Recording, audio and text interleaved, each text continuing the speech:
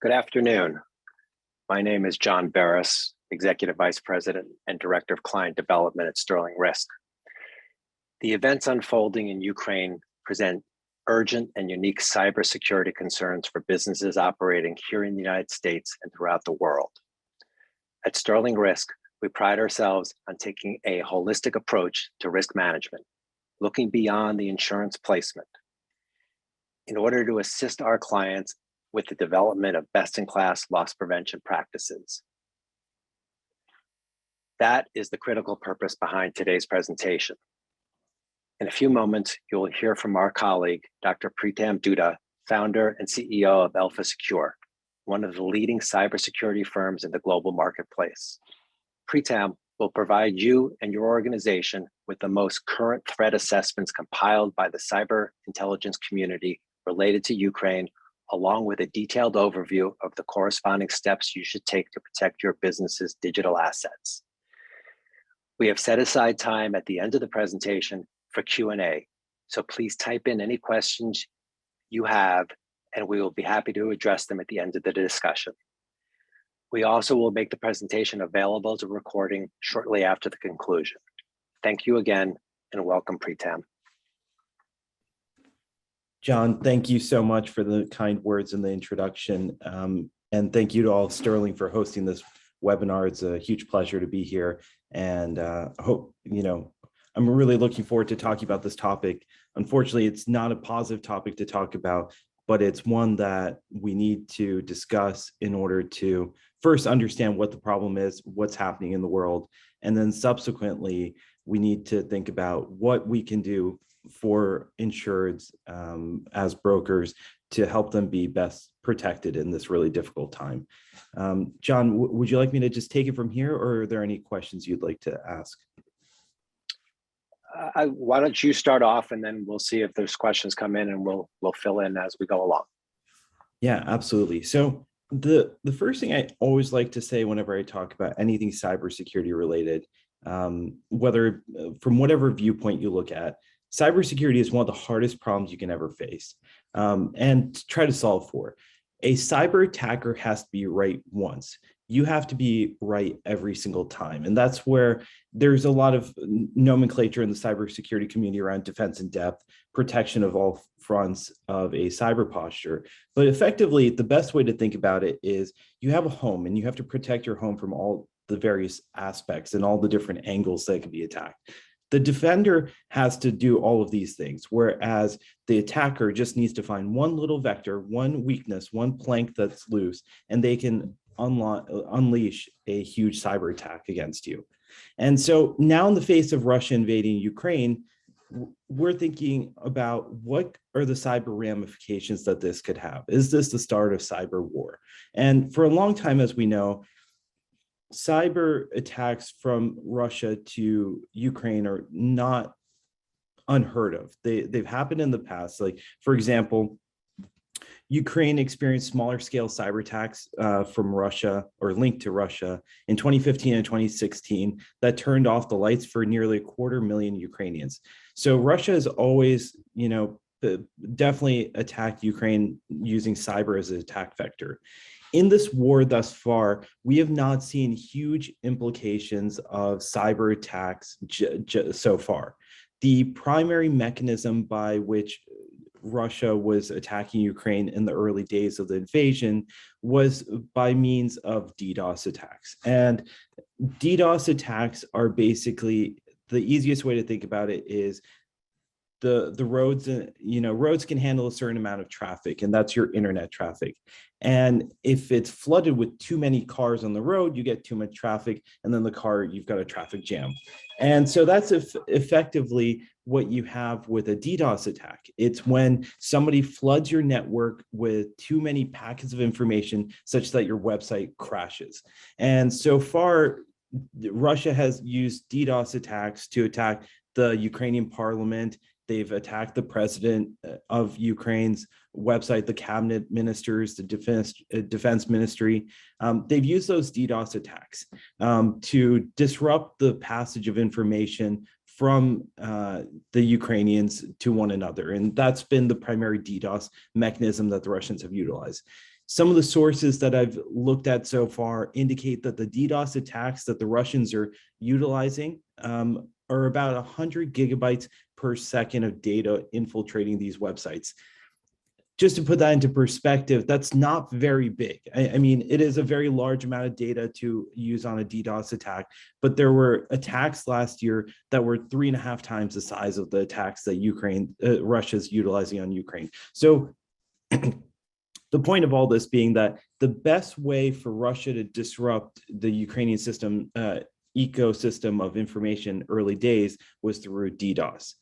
And what we've seen is limited implications. And the reason I go into what's happening in Ukraine is because these eventually will bleed into attacks in the US that we could possibly see. And the reason, and history dictates that a lot of attacks that started on foreign soil eventually end up in the US. And I'll hearken us back to Petya and NotPetya. NotPetya was a attack from several years ago where it was malware that targeted Windows-based systems. And what it would basically do is ransomware your hard drive and prevent Windows from booting. And then you'd have to pay Bitcoin to unransom yourself, or you pay the ransom and then they give you the key that decrypts you. This is basically what I'm concerned about, because it was originally Petya and NotPetya were designed to disrupt operations in Ukraine, and that bled into the US, and everyone, not just the US, but globally, that attack vector opened up. So the reason I keep mentioning the DDoS attacks that are taking place by the Russians to the Ukrainians is because those are attack vectors that we in the US can experience at some point in the future. Just taking a step back from this, I think that a lot of folks believe that if there was a cyber, if a war broke out and Russia was one of the participants, or, any sort of conflict, I should say, Russia could definitely unlaunch very powerful cyber attacks, and they definitely are capable. A lot of ransomware activity, a lot of the hacker community is based in Russia, Ukraine. Those areas have a huge concentration of attack vectors for these kinds of things. And what I will say is that we've been very fortunate to not see any effects in the US directly today. And one thing I'll just say, which is a little bit more technical, but I think it can be appreciated as to the impacts of this, is that due to the fact that there's a conflict in Ukraine, there's these concepts of individuals called access brokers. And access brokers, they're not insurance brokers, but they're brokers of a different sort. These guys basically sit on the dark web and sell credentials to different organizations. And when you think of something like, so let's take Alpha Secure, for example, we have credentials across our organization. What access brokers basically try to do is they try to figure out these credentials that they can use to compromise an organization such as Alpha, and then they push it to the dark web and they sell it. Instead of actually acting on the attack themselves, the best way for them is oftentimes to sell these credentials to other foreign attackers, other ransomware groups. And what we've seen so far in Ukraine from all the reports is that access brokers who are based in Ukraine are actually selling the credentials that they've accumulated at huge discounts. So we will see a flood of these access credentials start impacting organizations. Typically, access brokers go after slightly larger organizations. Your mid-sized to large-sized company is typically their target because, attackers are very simple. The ideology that they operate on is basically, how do I maximize my return with the minimal amount of effort? That's the problem they're trying to solve. And so these access brokers in Ukraine who have been releasing these credentials or selling them at discount prices indicates that there's a lot of data flowing. Another interesting piece of this entire conflict that's taking place between Ukraine and Russia is that there are a number of cyber criminals, cyber actors, ransomware groups, basically gangs of the these are gangs that trade cyber-based information. And so one of the major gangs that a lot of people talk about are Evil. That's a Russian-based group. There's another one which is very sizable called Conti. And Conti has affiliations with Russia, and the origins are a little murky, but it has Russian affiliations from all accounts. Recently, due to the fact that Conti appeared to align itself with Russia in this conflict between Russia and Ukraine, there was an incident where the source code for one of the Conti-based attacks was leaked. And so leaked to the public. And so now we can think about, why do you care about source code? Why do we care that this was leaked to the public?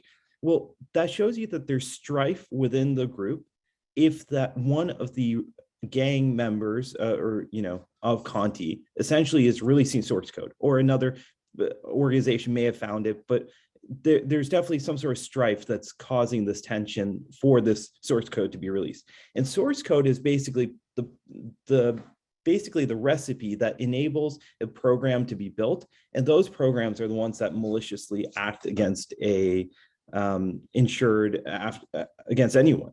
And so realistically, what we're seeing is that there's definitely tension among these different hacker groups. Other hacker groups have definitely, they've come out strongly with statements saying they don't support Ukraine and they don't support Russia. They're trying to keep their hands clean of the situation.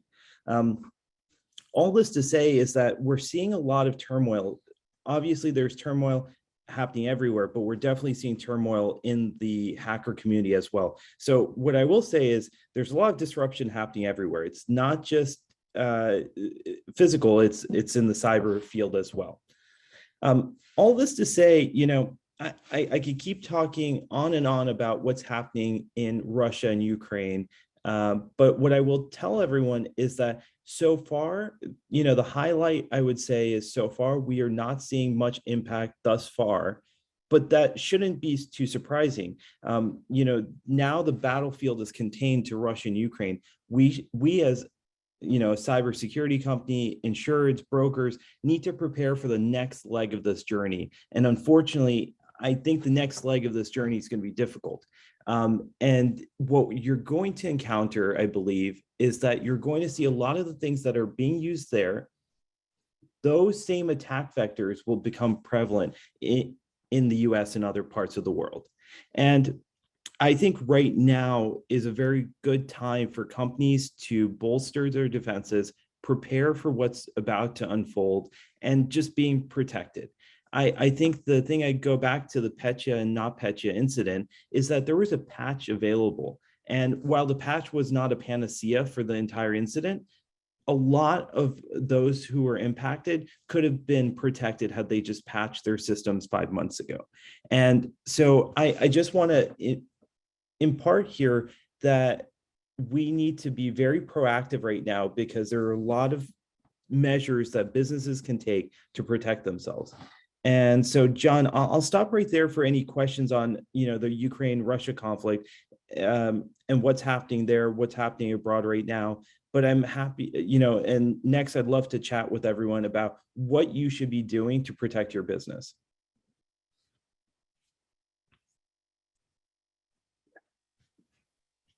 Nick, are there any questions in there? Nope, there's nothing in the chat or the Q&A currently. Okay. Yeah, what's interesting is what you're highlighting really resonates with me, to the extent that what we like to advocate to all of our clients is that from a cyber and privacy security perspective, we look at I'll call it a toolbox, or the arrows in the quiver that every organization should have and needs to have. And that really can be broken down, I think, into 3 overarching categories: policies and procedures, training and culture, and then ultimately an insurance product to backstop everything. And what we're seeing is that the more education and the more discussion and the more preparedness that our clients and prospective clients have, the better equipped they are to address a potential breach or cyber or ransomware attack. what we have seen historically is those organizations that are not prepared for that attack are all of a sudden scrambling when it's too late, and that's only making the potential disruption to their business that much longer and that much more intrusive to get their systems back up and running again. And given the events that are going on in the world, specific to Ukraine and the potential that I believe you had shared with us before this call, that while bad actors are maybe primarily focused on Ukraine, at some point they're going to start to direct their attention to the rest of the world. And that's really when we here in the United States and across the world need to be prepared for a uptick in potential activity. Yeah, no, John, really well said. Much more, that's a really good summary of all the things that I was going on about.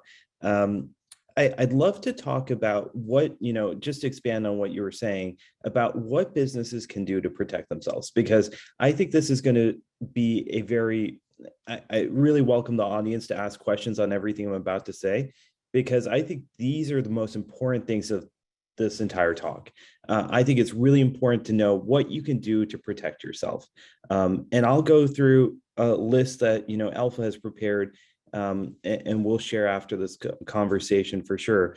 But I'd like to get into a little bit more detail about each of these, because I think that this is the best way that we can be protected and prepared for what's to come next. And a lot of the times, just being preparation is key. And I know I gave the example of NotPetya. It's not just Russia and Ukraine. This is any sort of vulnerability, any 0-day that happens in cyber. There's a big terminology people love to call 0-day events. And that's when a new exploit, new attack vector comes live. And so a few months ago, the entire industry saw Log4j, and that became an entire topic of itself, right? And Log4j was an Apache vulnerability, and researchers were very diligent to find the issue, find the root causes, and they pushed patches for everything. The software companies did a really good job patching things very quickly. Well, now it's a few months later, it's March, and I believe this vulnerability was around December timeframe. It's been about 3 months, I'd say. And a lot of companies are still not patched. And so there's a Iran-linked group called Tunnel Vision, which is actively exploiting Log4j vulnerabilities to deploy ransomware on unpatched VMware Horizon servers. So this is just an example. All the advice I'm going to go through next is not really geared just for Russia, Ukraine. It's for anytime there's a 0-day event, anytime there's any sort of cyber event, your organization can be at risk. And so these tools and tips that we're going to go through, I think, are comprehensive for all sorts of cyber incidents, and not just the one at hand right now that we're all, focused on. And to John's point, I think the first thing is to design an incident response and disaster recovery plan. So what does that mean? So an incident response and a disaster recovery plan, very simply put, is basically a playbook that you're going to follow that if something happens. So, and these plans are designed to be very comprehensive because there's so many scenarios that can arise. So I'll give a very, and it's very akin to when we had playbooks for if our house catches on fire, how we escape and where the meetup point is. And that's basically what a cyber event is. Your entire cyber infrastructure, your computers are metaphorically on fire, and you've now got to save it and try to recover as much data and everything as you can. So I'll give the example of, you see a malicious email come to a user and the user is not sure what they should do. The playbook at times should identify what they can do, how they report it, and they should also have malicious email now got through, the user accidentally clicked on it. The individuals in an organization who are tasked with protecting the company should have a playbook as to what they will do in light of that incident. Will they immediately go and try to quarantine that machine, or will they try to quarantine the network? These are all different from organization to organization. It's hard for me to say that there's one playbook for everyone, because there definitely isn't. In our organization, for example, we have different stratification of accesses. So we look at access control. These are all, elements that go into an incident response and disaster recovery plan. It's something that the various stakeholders, this is not done by one person. This is really a team effort. There are various guides on how to put a good incident response plan together. After the call, if anyone's interested, I'm happy to share some resources there. But I think it's a very important conversation to have today as to what you should be doing as an organization if something happens. And this plan should be documented and shared across the various stakeholders, and everyone should have a copy that is offline, because maybe your computer systems are down. So maybe just saving it on the desktop of your machine is not a good idea if you can't access your machine because it's been ransomware, for example. So you need various copies. In our company, we have copies with all employees. We actually put it, we create printed copies that are easily accessible. We even log some copies away, because this is a living document. It's not something that's static, because there's new vectors that we need to think about that get put into a plan. So this is a living document that various stakeholders work on to create together. The next piece of advice I'd really focus in on is alerting employees to the increased risk and how to handle it. Back to my email example, a lot of times phishing emails are very common. People pretend to be other people in the organization. They'll say, hey, they'll be like, hi, Bob, can you please share this document with me? Preetam said it's okay. Preetam never said it's okay. And Bob's thinking, oh, okay, someone else is involved. These are very realistic looking emails that people use to trick other individuals. So telling people and telling employees about how to detect these, telltale signs, like look at the email address. Sometimes the attackers can even spoof the name. So it'll say Preetam Dutta as the sender, but the email address is like gobbledygook, at gmail.com. So they're very good at spoofing the potential employees. And so the best way to handle this is so employees are aware of what the potential risk can be. And so alerting them is the best way to round it. The third point is to perform system updates promptly and universally.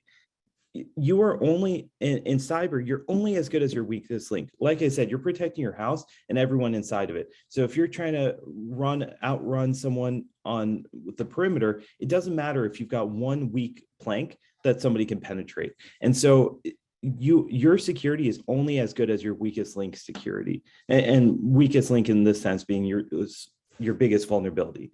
And so performing updates regularly is a huge way to prevent that. And so in the case of the tunnel vision group attack on Log4j servers, if they just update their servers, they're in a materially better place to not get hacked. And in the case of all cyber incidents, like I said, cyber criminals are pretty easy to understand. They want to maximize how much money they make in the minimal amount of time.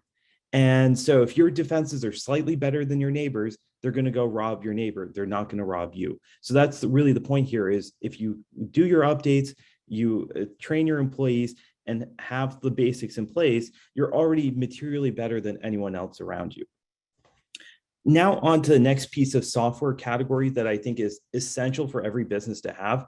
I think it was about 18 months ago, the insurance industry said, you must have MFA for RDP, you must have backups, you must have other sorts of protections in place. EDR, I think, is the next frontier that every single business needs. And EDR stands for Endpoint Detection and Response. So basically, every single computer, desktop, server, even honestly, your cell phone, those are endpoints into your organization. And what an EDR software does is it installs software on the endpoints to protect against anything happening. So in the case of this tunnel vision group attack that I keep going back to, that attack vector was actually discovered by an EDR software company's research division. So in the case, large businesses, like I always say, have a multitude of options, which are excellent to pick from, but EDR is a universal tool that everyone needs. So it's not just for big companies, it's for every company of any size. Even if you're a two-person organization, I believe that you need EDR software. And so Alpha Secure, as part of our insurance product, we include an EDR product for all of our insureds. And we take it a step further, which I don't even list on the sheet here, is an MDR, which is a managed detection and response mechanism. basically an EDR is a self-managed product, and MDR is a managed product. The reason Alpha provides an MDR to its insureds is an EDR tool is great. It detects all the vulnerabilities that are taking place. It can tell you all the issues that you're facing, but you need someone there to go through the alerts and actually diagnose whether it's a serious issue or not. EDR technology is fundamentally built on machine learning. So there are a lot of attacks that it'll think that it notices, which might not actually be true. So a human is required behind the scenes to actually investigate. In the case of most small businesses or mid-sized businesses, even some large businesses, they don't have a dedicated security person or security team. This is not a one-man job. This is a team effort to get this done.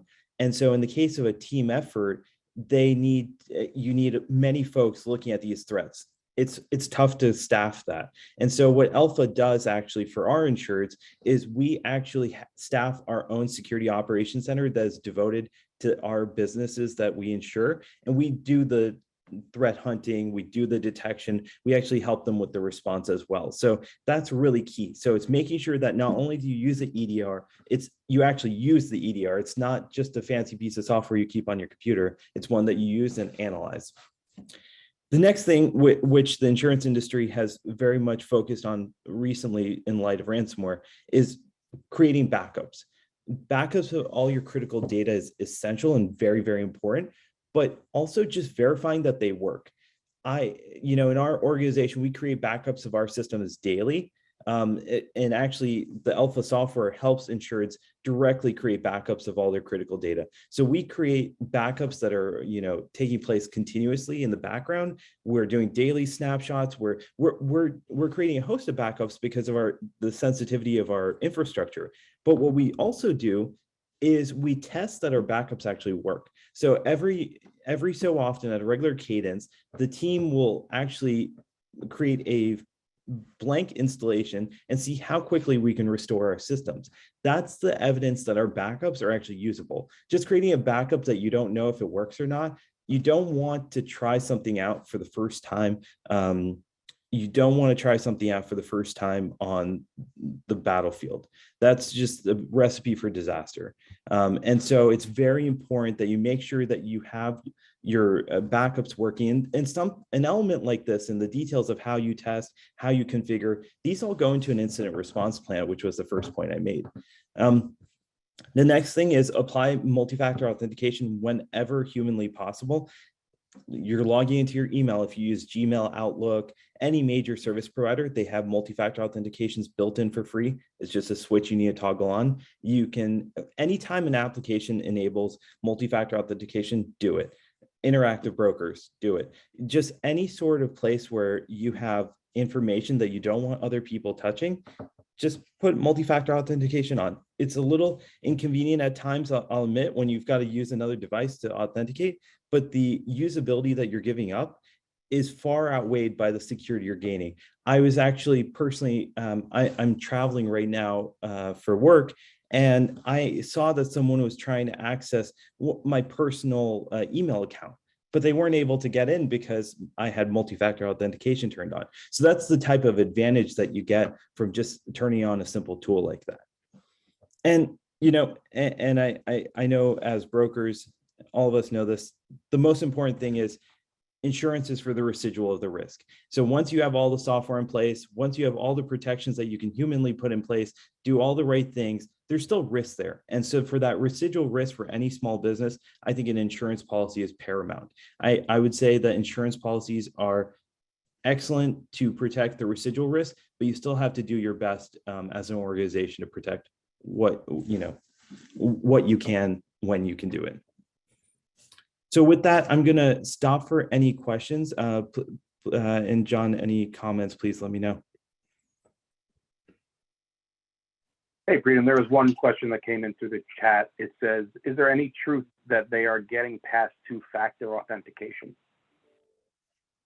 So what I'd like to say is the answer is yes and no. It is true that two-factor authentication, I have definitely heard of cases that two-factor authentication has overtaken and people are able to get past it. But let's be honest, those are very targeted attacks for very specific individuals. So the likelihood that you get targeted by someone who is trying to maliciously get past your two-factor authentication is exceptionally low. And like I said, cyber criminals, for a large part, their approach is relatively lazy. Why go after your small business and try to go after your second factor authentication when they can go get 10 other people who don't even have multi-factor authentication turned on? In the case of all the recent incidents that have been taking place of people attacking servers and everything else, it's been because they go after the low hanging fruit, which is folks who haven't taken the proper precautions. Great. The next question we have says, what do you recommend to protect against DDoS attacks? Yeah, DDoS attacks are definitely challenging. I think any business, I personally have a viewpoint, which is, I think, a little non-traditional, which ransomware is the primary means by which insurance payouts are taking place today. I think DDoS is the attack frontier of tomorrow. DDoS can definitely cause a huge amount of business interruption. There are great companies out there, Cloudflare, Fastly. There's a number of tools out there and service provided by some of these organizations for protecting your company's website from DDoS. I would also highly recommend checking out, for most small businesses at least, if those tools can be quite expensive, I would highly recommend checking out the services provided by your web hosting provider. I know Amazon, Google, all the major cloud hosting providers provide those tools in place, or you know, some enhanced security you can pay for to help with DDoS-based events.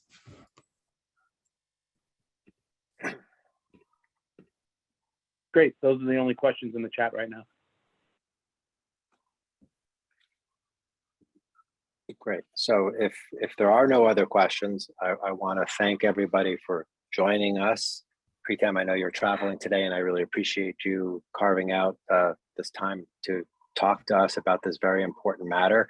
The takeaway as we talk to all of our clients and prospective clients really is the preparation, the documentation, the training, and of course an insurance product to help backstop any potential out-of-pocket expenses that you incur in the event of a cyber attack. I'm not sure, Pritam, if you have any other closing comments you'd like to make. Yeah, no, I first and foremost want to thank everyone for their time.